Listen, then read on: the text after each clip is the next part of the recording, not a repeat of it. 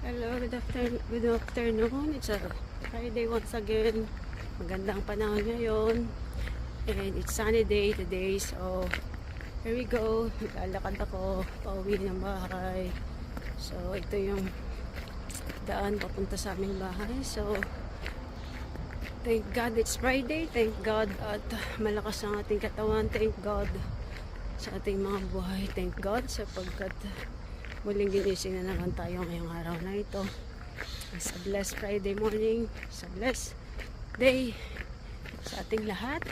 So, let's give thanks to the Lord always in toto sa lahat ng bagay na meron tayo, sa lahat ng bagay na ninanais natin sapagkat God is doing great things sa ating mga buhay.